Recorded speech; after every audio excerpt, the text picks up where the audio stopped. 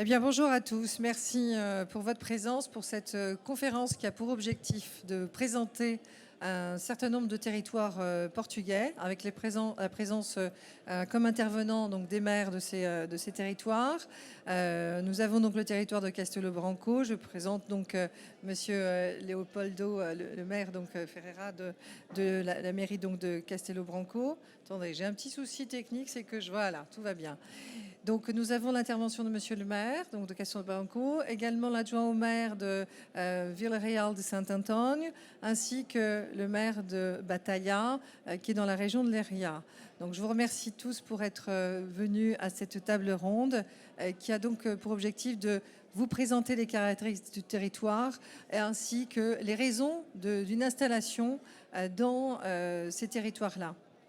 En fait, effectivement, dans un projet d'installation, dans un projet d'investissement, il est important de choisir son territoire au regard d'un certain nombre d'éléments et notamment votre projet de vie. Et donc c'est cela aussi que l'on va voir aborder aujourd'hui, c'est qu'est-ce qui, dans ces territoires-là, pourrait donc vous amener donc à vous y installer à titre d'exemple, d'illustration de différents territoires avec différentes particularités, puisque Castelo Branco est une ville qui se trouve dans le centre du Portugal, centre-est. Nous avons donc Vila Real de Saint-Antoine, qui est une ville qui se trouve dans le sud dans l'Algarve. Et nous avons donc la région de Leiria et donc la ville de Batalha, qui se trouve au nord de Lisbonne, à 100 km au nord de Lisbonne. Voilà. Donc nous allons pouvoir démarrer et on va procéder avec un visionnage de 2 minutes à peu près en chaque temps des différentes villes, la présentation des différentes villes, suivi ensuite de quelques questions aux élus. Et bien entendu, vos questions seront également les bienvenues.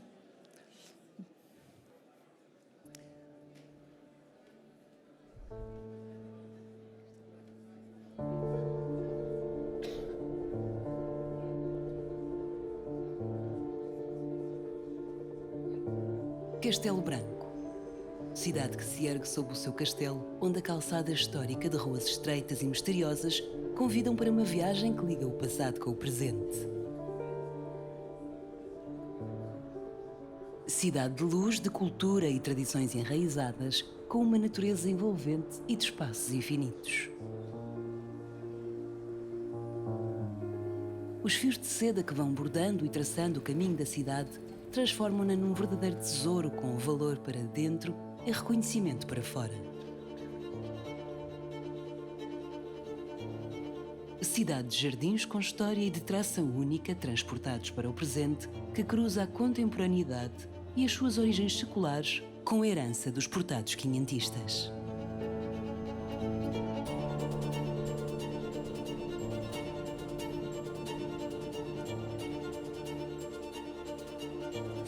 Cidade dinâmica de espaços verdes e amplos, próxima e familiar, que se abre para a inovação, modernidade e para receber bem todos os que a visitam.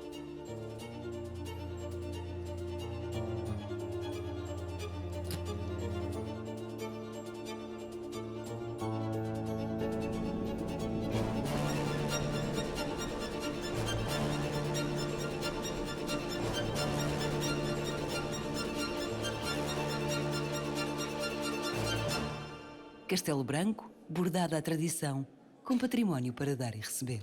Venha visitar-nos. Voilà, pour la présentation de la ville de Castelo Branco. Donc je vais me tourner vers Monsieur le maire, Monsieur Leopoldo Martins Rodrigues, et poser une question tout d'abord par rapport au tourisme, puisque Castelo Branco donc, est situé à 260 km, je crois, donc, de Lisbonne, pour situer un peu, dans le centre du pays, pas très loin de la frontière espagnole. Et c'est une ville qui est très riche sur le plan du patrimoine et donc du tourisme. Peut-être pour commencer par rapport à ça, par rapport au tourisme, quels sont les attraits touristiques de Castelo Branco, sachant que je pourrais faire la traduction du portugais vers le français, pour certains, parce que je crois que certains aussi parlent le portugais ici présents. Bonjour, merci pour le convite. Merci d'être Je vais là. parler português. Très bien. Castelo Branco, eu costumo dizer que Castelo Branco é uma terra de oportunidades. C'est une ville avec des opportunités E de muitas oportunidades. Oportunidades no que diz respeito ao turismo.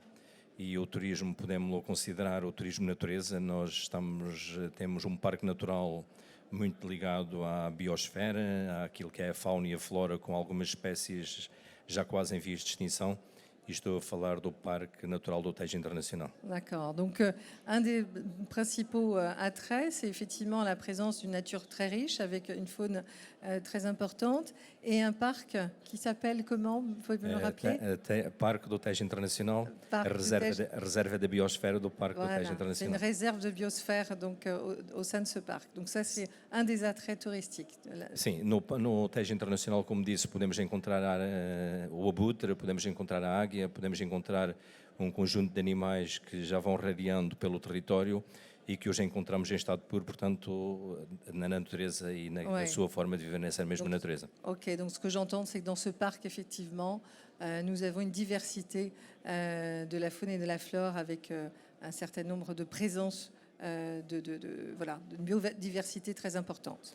É nesse espaço nós podemos oferecer um conjunto de rotas onde se podem observar as aves, onde se podem observar esses animais e onde é possível fazer também um percurso pelo Tejo Internacional de barco, a partir do qual se pode também observar esses aspectos da nossa fauna. Très bien. Et donc, il y a au sein de ce parc la possibilité, dans une activité touristique ou pas, même d'activités de loisirs, pour ceux qui y habitent ou qui y travaillent, eh bien de visiter, d'organiser des visites d'observation donc de la faune. No que diz respeito à cidade, temos um conjunto de atrativos, se assim posso dizer. Temos em Castelo Branco o Museu Cargaleiro.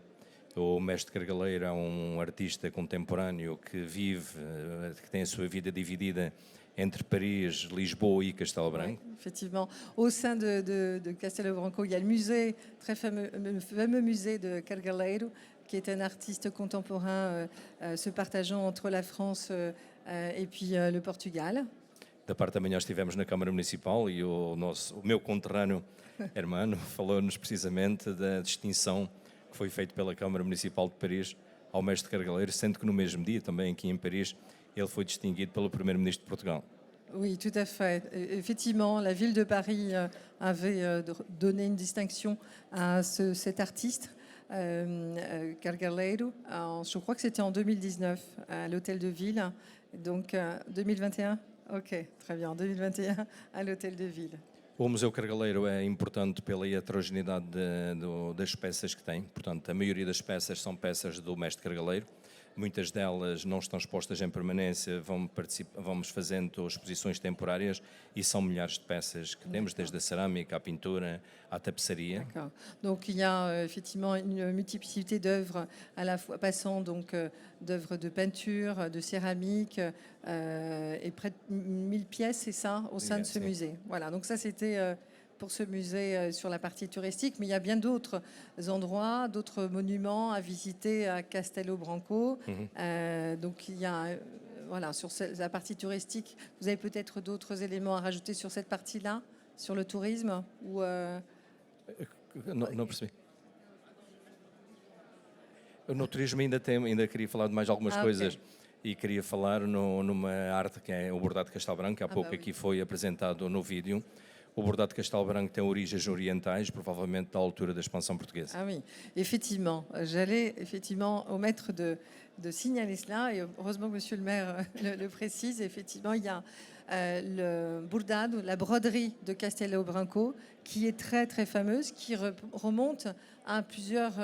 à quelle période, Monsieur le maire? À quel período? A expansão portuguesa, a presença portuguesa na Ásia, na Índia e na China. Oui, donc au moment donc des découvertes et de l'expansion donc du Portugal, donc c'est sous influence aussi de cette période que les broderies de Castelo Branco sont réalisées et qui font partie du patrimoine. Sim, o bordado é feito com linho natural e também com seda natural e é feito com a mestria e também a sabedoria das bordadeiras. Et donc ces broderies sont faites à la fois à partir de soie et également de lin. Voilà, donc c'est vraiment fait partie de ces éléments de patrimoine. Ok, temos um espaço expositivo dedicado ao bordado, onde aqueles que o visitam podem assistir ao vivo às nossas bordadeiras a bordar. Ah oui, donc on peut aussi assister à des opérations de broderie en direct dans des espaces dédiés donc, de la ville. Très bien. Eu poderia falar também da gastronomia e dos excelentes produtos gastronómicos de Castelo Branco, nomeadamente o queijo que temos ali no nosso stand e que pode ser provado, mas também poderia falar no vinho de excelente qualidade e poderia falar depois do cabrito, do borrego e de um conjunto de elementos gastronómicos que são extremamente interessantes e também bastante apelativos na visita a este território. Effectivement, la partie gastronomique est importante et Castelo Branco est doté de spécialités telles que le vin, les fromages et tout ça, ça contribue à faire rayonner Castelo Branco comme une ville avec une grande attractivité touristique. Estou a falar de fatores de atratividade turística, mas que são ao mesmo tempo fatores de atratividade económica. Exactement. E poderia também falar um pouquinho sobre aquilo que é a atividade económica de Castelo Branco. Oui, abordons effectivement la partie économique, puisque de toute façon le tourisme, comme vous le dites, monsieur le maire, est très lié à une activité économique. Donc pour rentrer plus sur cette partie-là. No que diz respeito a outras áreas de economia, Castelo Branco tem uma forte indústria ligada ao frio, à produção de frio, com duas fábricas que produzem equipamentos para, por exemplo, grandes superfícies comerciais, mas que têm exportação para o norte da Europa, para o sul da Europa, portanto com uma grande dinâmica ao nível de exportação.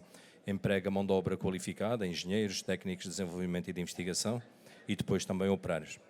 Donc il y a en particulier donc l'industrie du froid qui est très présente dans ce territoire et qui emploie des ingénieurs, du personnel donc spécialisé. Donc, mais il y a certainement d'autres industries aussi encore, d'autres entreprises. Tout à l'heure, vous me parliez d'autres entreprises qui rayonnaient autour de les dents Castelo Branco. Quelles étaient ces entreprises? Ontem inaugurámos uma fábrica que eu chamo uma fábrica de futuro, uma fábrica inteligente, sustentável, dedicada à indústria automóvel. É uma fábrica onde se investiga as necessidades das fábricas de produção de equipamentos para automóveis e onde se fazem máquinas para essas fábricas. É uma fábrica que também produz para 30 países et qui a des filiales nos États-Unis et au Mexique. D'accord. Donc vous disiez qu'il y a 2 jours, vous avez inauguré donc la présence d'une entreprise dans l'univers de l'automobile qui intervient dans l'innovation au profit donc du secteur automobile et qui est implantée donc dans la région, mais aussi dans plusieurs pays dans le monde ainsi qu'aux États-Unis. Voilà. Ia dizer ainda que, quando há pouco dizia que Castelo Branco é também uma terra de oportunidades, também será uma terra de oportunidades para aqueles que hoje podem trabalhar a partir de qualquer lugar para o resto do mundo. Nós temos um conjunto de empresas na área da programação, do código, com engenheiros formados no Instituto Politécnico de Castelo Branco, mas também com pessoas que procuram Castelo Branco pela sua qualidade de vida, pelo facto de não haver stress, não haver filas de automóveis, de termos um custo de vida relativamente baixo e, portanto, onde temos boas comunicações e onde é possível trabalhar em Castelo Branco para o mundo inteiro. Há 2 dias também, isto parece coincidência, mas não é assim. Há 2 dias também, mais propriamente na quinta-feira, fizemos também a inauguração de uma empresa que neste momento já emprega 30 trabalhadores, todos eles com licenciatura ou com doutoramento, sendo que 4 desses trabalhadores vieram da Índia trabalhar para Castelo Branco. Donc oui, sur la partie accueil d'entrepreneurs, de digital nomades, mais aussi d'entreprises qui interviennent dans les nouvelles technologies, eh bien, vous citiez là aussi une entreprise qui s'est installée récemment et qui emploie déjà 30 personnes et qui, certaines, viennent aussi d'autres pays, notamment aussi de l'Inde, puisque ces activités-là attirent aussi des personnes formées à Castelo Branco au sein de l'Institut Polytechnique, voilà, mais aussi d'autres personnes venues d'ailleurs avec une particularité qui est donc une bonne formation technologique supérieure. Há pouco falava sobre o queijo, o vinho e o azeite. Nós produzimos queijo, vinho e azeite de excelente qualidade e esta produção é suportada por uma área de investigação no setor agroalimentar. Temos duas instituições, assim posso dizer, o CATA e o InnovCluster, onde se faz a avaliação desses produtos e, ao mesmo tempo, a melhoria dos produtos e outras formas de os insérer no mercado. Donc il y a aussi, pour accompagner l'industrie agroalimentaire, il y a un cluster, hein, c'est ça, de l'agronomie, donc, qui permet d'innover et puis d'accueillir des structures qui permettent de garantir la qualité des produits alimentaires qui sont produits autour de Castelo Branco. Em termos de oportunidades ainda, nós acreditamos que Castelo Branco pode continuar a afirmar-se também no que diz respeito ao setor do turismo. Está prevista a construção em perfil de autoestrada de uma nova ligação a Madrid, que nos aproximará de Castelo Branco e Lisboa, bastante da capital espanhola.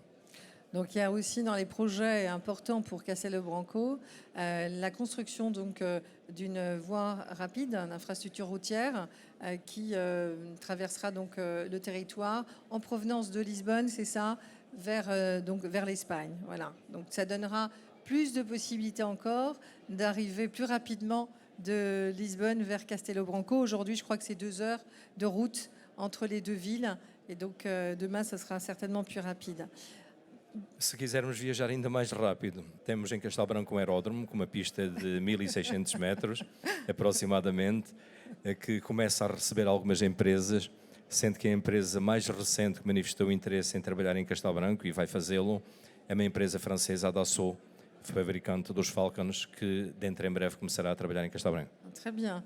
Donc, il y a aussi en termes de transport donc, un aérodrome qui permet de plus en plus d'accueillir donc, des entreprises et notamment Dassault qui a confirmé le projet donc, de venir s'installer donc, dans le territoire.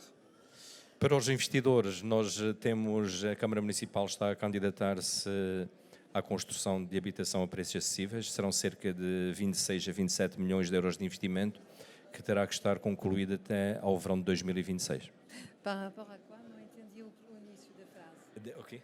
Não entendi o início da frase. Para aqueles que quiserem investir em Castelo Branco e quiserem investir no mercado do imobiliário, estava a dizer que nós estamos a concorrer no âmbito do IRU. Okay.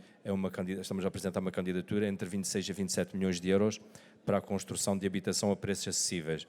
Essas habitações terão que estar construídas até meados de 2026, o que se figure um enorme desafio para todos. Oui, effectivement, c'est très important parce que sur le plan de l'immobilier, puisque c'est un sujet important sur ce salon, eh bien, Castelo Branco a reçu donc des fonds donc pour accompagner donc des projets immobiliers et qui doivent être consommés d'ici 2026. Donc 26, effectivement. Donc ça fait partie des questions d'ailleurs que j'avais pour vous. C'était effectivement quels étaient les dispositifs d'appui pour pouvoir encourager l'investissement et l'investissement immobilier. Et donc, vous venez d'y répondre. Donc, il y a un fonds dédié qui peut être donc utilisé, mais jusqu'à 2026. Donc, ceux qui ont des projets d'investissement peuvent s'adresser directement donc, à la mairie de Castelo Branco. Só mais uma coisinha, e que tem a ver também com o investimento. Nós temos uma oferta hoteleira relativamente pequena. Temos 2 hotéis e depois temos, com alguma dimensão, e depois temos um conjunto de turismo local. Mas a intenção da Câmara Municipal promover junto dos investidores a construção de novas unidades hoteleiras. E é isso que iremos fazer em breve, com o lançamento de uma oferta pública para a disponibilização de um terreno para a construção de um hotel que para nós se figura muito importante naquilo que é o nosso objetivo, que é a dinâmica turística, que também só se faz com escala e com maior oferta. Effectivement, pour la partie hôtelière, il y a un vrai besoin de poursuivre le développement de la ville sur cette partie-là, notamment en développant l'offre hôtelière et en disponibilisant un terrain.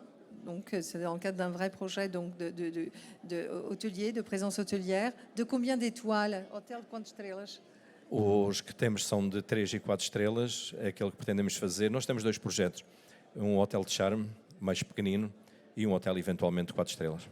Donc l'idée donc, dans ce projet-là, c'est de pouvoir développer donc une offre hôtelière de 4 étoiles. Voilà. Donc sachez que si vous souhaitez investir dans cet univers hôtelier, il y a donc des opportunités et un terrain déjà prêt dédié à ce type de projet. Merci. Merci beaucoup, Monsieur le maire. Merci. Nous allons passer donc maintenant à la municipalité de Vila-Real de Santo-António. Donc en projetant pareil un petit film de 2 minutes pour permettre de comprendre, avoir un aperçu de cette ville qui se trouve donc dans l'Algarve, dans le sud du pays. Voilà.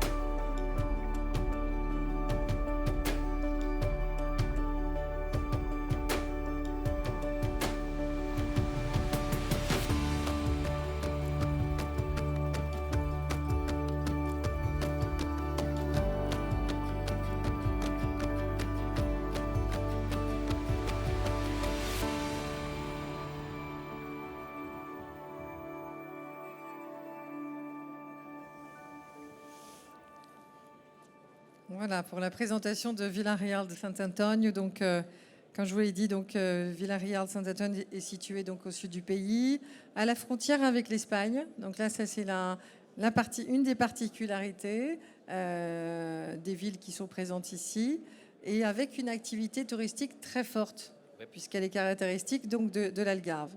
Alors justement, la première question, Monsieur Ricardo Cipriano, qui je le rappelle, donc vous êtes adjoint au maire, donc en charge des questions d'urbanisme, mais pas seulement, mais également du tourisme.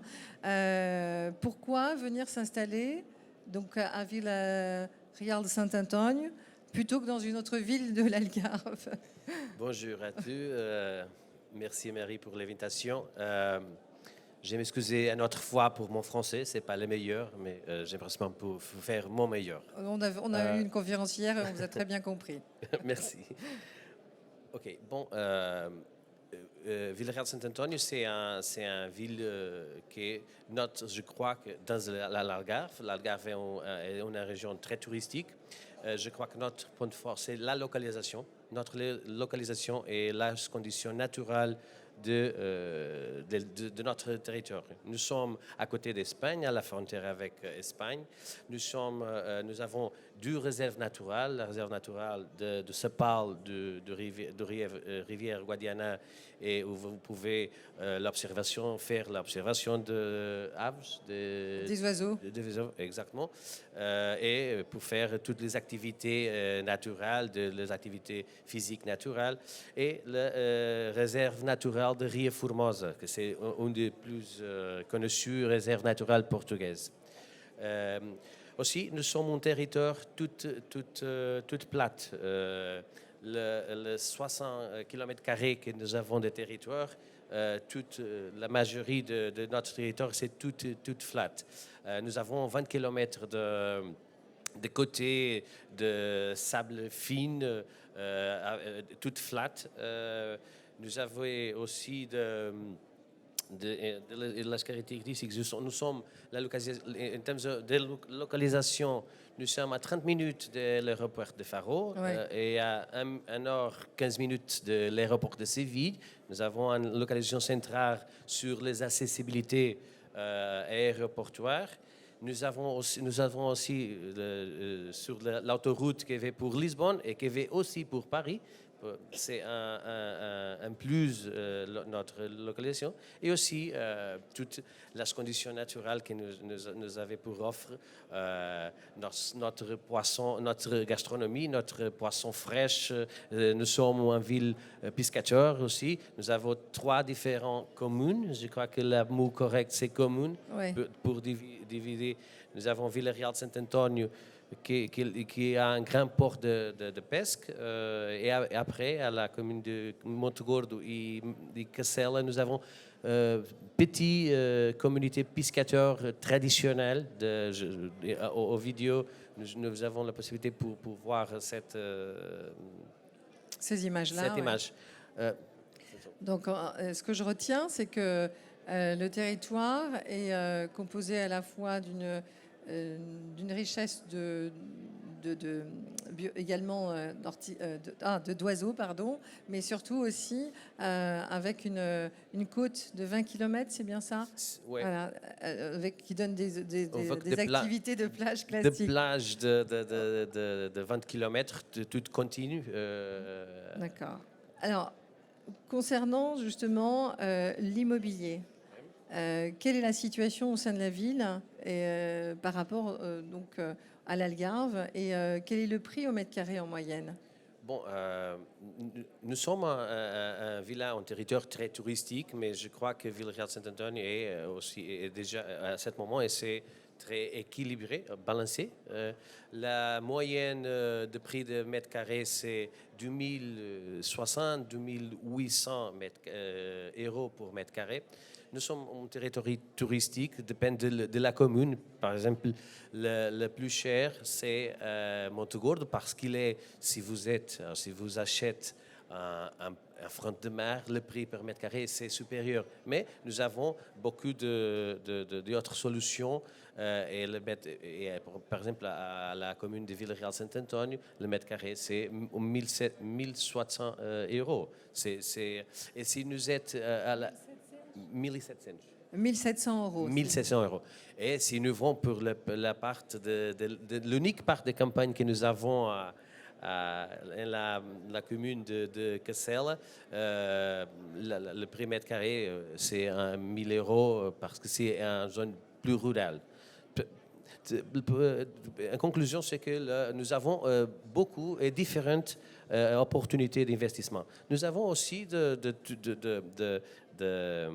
d'opportunités de produits de 5 étoiles. Oui. 5 étoiles, par exemple. Nous avons deux grands parcours de golf, et dans son resort, le prix par mètre carré est plus élevé. Exactement.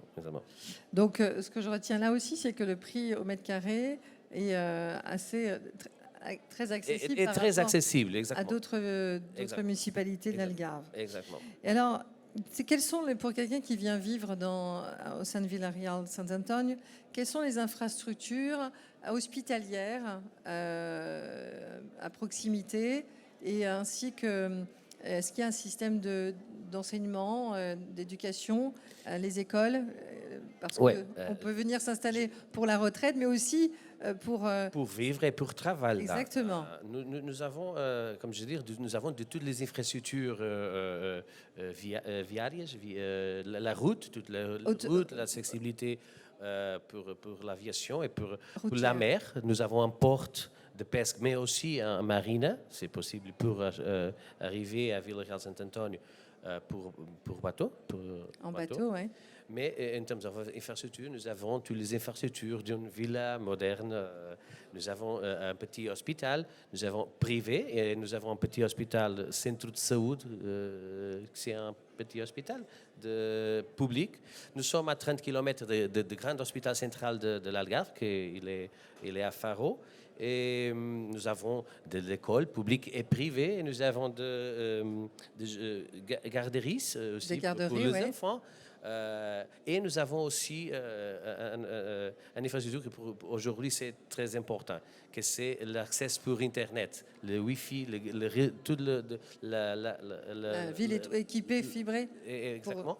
Et par exemple, nous sommes à ce moment pour le développement à Castelo Velho, à la partie de la campagne, pour le nomade digital, un cluster pour les nomades digitales. Aujourd'hui, l'Internet, c'est plus au même très important avec comme l'électricité. Si vous arrivez à un hôtel, la première fois que vous faites, c'est pour questionner qu'est-ce que c'est la password de Wi-Fi. Ouais. C'est très, très important. Et pour nous, c'est une vision stratégique aussi et d'investissement aussi. Donc vous êtes en capacité d'accueillir des projets d'installation de personnes qui veulent passer des moments heureux à la retraite, mais aussi des familles ou des personnes qui viennent y travailler, puisque vous avez donc les infrastructures pour. C'est ce que vous nous dites là. Vous êtes à la frontière avec l'Espagne. Quel est l'impact justement de cette proximité? Est-ce qu'il y a un impact sur la vie de quelqu'un? Oui, nous avons un impact grand pour le fait que nous sommes à la frontière avec l'Espagne. Traditionnellement, nous avons une histoire de commerce avec l'Espagne. La villa de Vila Real Sant António de Ayamonte, c'est la première villa d'Ayamonte, si vous êtes à Ayamonte, à l'Espagne. Nous avons une tradition très antique, séculaire de change commercial. Nous avons aussi administrativement une Eurocidade, c'est un Eurovillage, Eurocité, oui, ouais. Eurocité, avec les municipes de Vila Real Sant António, deux municipes de la côté portugaise et deux municipes de la côté espagnole, un municipie de la côté espagnole. Vila Real Sant António et Castro Marim, à la côté portugaise, et Ayamonte à la côté espagnole. Et formé par ses frontières, sa géographie, son patrimoine, mais aussi les populations qui y vivent et lui donnent vie. Une région aux multiples facettes, avec un développement économique et industriel remarquable, avec un grand dynamisme, une capacité entrepreneuriale fortement orientée vers l'exportation. Une excellente région compétitive. Un territoire avec un tissu d'affaires solide qui développe des partenariats avec diverses institutions, encourage la croissance durable de la région, rationalise les projets structurants de développement régional et favorise la diffusion des connaissances technologiques. Une région où les établissements d'enseignement supérieur établissent des ponts avec le tissu des entreprises, investissant dans des projets d'innovation, de recherche et de développement.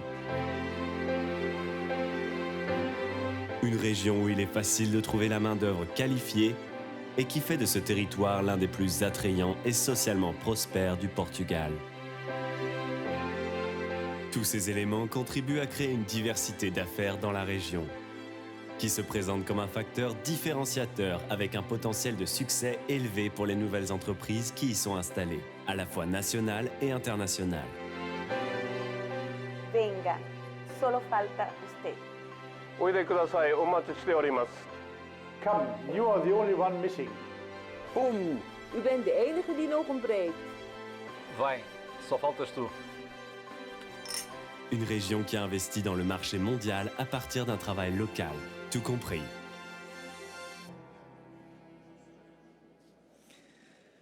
Bien.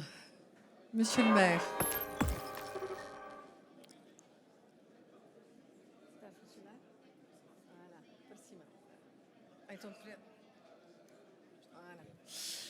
Monsieur le maire, donc vous êtes maire de la ville de Bétail, qui est caractérisée par un monastère, c'est ça, qui est classé à l'UNESCO. Vous êtes également donc membre de cette CIM, Communauté intermunicipale de l'Eria. En préparant cet échange, vous m'avez dit que la région rassemblait, et on l'a vu dans le film, près de 80 nationalités. Ce qui m'a beaucoup surpris. Est-ce que vous pourriez nous dire comment vous expliquez cela? Qu'est-ce qui fait que ces populations viennent s'installer donc dans la région? Voilà, c'est déjà ma première question. Bonjour à tous. Si me permettez, Oui. je vais parler pourquoi une région de l'Érie ici. Bon, c'est un territoire avec des opportunités d'investissement. Centralité entre Lisbonne et Porto. Lisbonne, 1 heure, Porto, 1 heure et demie. De bonne accessibilité, la qualité de vie, la sécurité, et excellence de l'enseignement, avantages fiscaux, nature et aventure, culture et patrimoine et des plages. C'est la région de 10 municipalités qui fait la région de l'Éria. Alors on a Alcobaça, non pas Alcobaça, excusez-moi.